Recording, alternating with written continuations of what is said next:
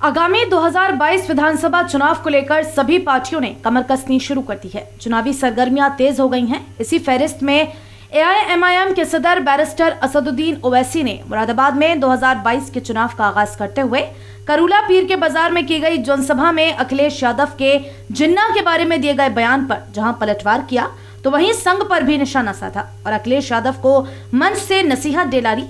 देश का बंटवारा मोहम्मद अली जिन्ना ने किया था, हम उसे नहीं मानते, हमने तो उसे यहाँ से भेज दिया, हम हिंदुस्तानी हैं, हमारे कब्रिस्तान इस बात के गवाह हैं कि हम इसी सरजमीन में दफन हैं। भारत के विभाजन की जिम्मेदार कांग्रेस है। उस वक्त भी मौलाना अबुल कलाम आजाद हर कांग्रेसी नेता के पास गए थे। वो जानते थे कि यदि पाकिस्तान बनेगा तो हालात बदलेंगे, क्योंकि मुरादाबाद में 40 साल पहले एक बवाल भी हुआ था। उस पर कहा कि उस समय की सरकार कांग्रेस के इशारे पर पुलिस ने लगभग 300 मुस्लिमों को मौत के घाट उतार दिया था। कासगंज के पुलिस थाने में अल्ताफ की मौत और पुलिस प्रताड़ना से मनीष गुप्ता की मौत पर मुख्यमंत्री और सपा द्वारा मृतक मनीष के परिजनों को दिए गए मुआवजे पर भी सवाल उठा दिए। इसके अलावा मुरादाबाद सांसद की सपा राज्यसभा सांसद रामगोपाल यादव के साथ एक तस्वीर पर मुरादाबाद सांसद को गुलाम तक बता दिया।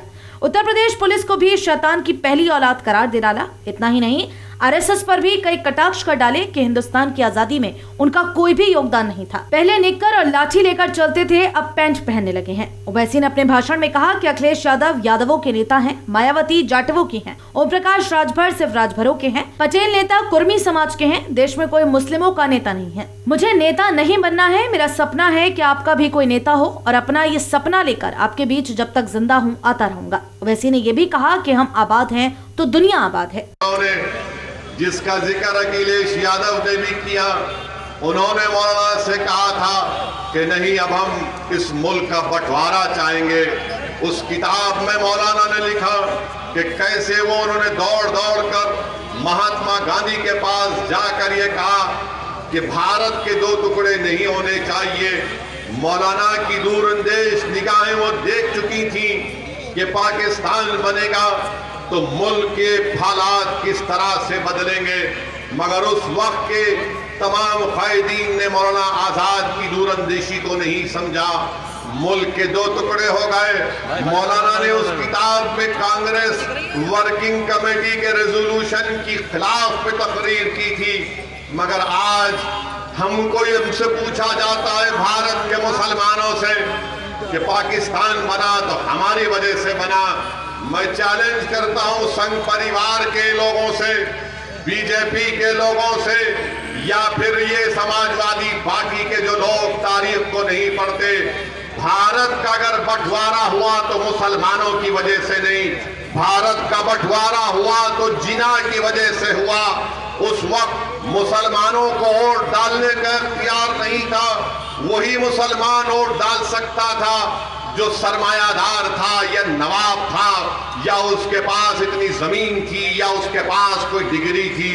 मुसलमानों को मौरद इल्जाम खड़ा करना भारत के दो टुकड़े का ये सरासर झूठ है, ये मुसलमानों पर इल्जाम है और मैं इस इल्जाम को नहीं मान। और सियासी तौर पर जिनमें अभी मैच्योरिटी पैदा नहीं हुई है, जिनको भारत की तारीख का कोई इल्म नहीं है, कोई अंगूठा छाप अगर उनको लिख कर दे देता है तो वो बेचारे अपनी जबान से तोते की तरह उसको रट कर कह देती है, जिसमें जिक्र आ जाता है उस शख्स का जिसने पाकिस्तान को बनाया और भारत के दो टुकड़े किए।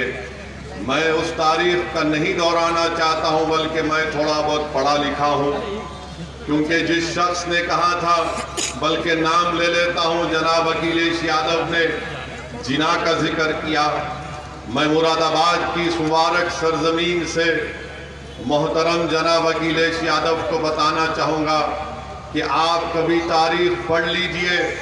हाँ, ये बात सही है कि सरदार पटेल और जिना, नेहरू और गांधी सब बैरिस्टर थे, तो अखिलेश यादव साहब, असदुद्दीन ओवैसी भी लिंकन जिन से बैरिस्ट्री करा हुआ है।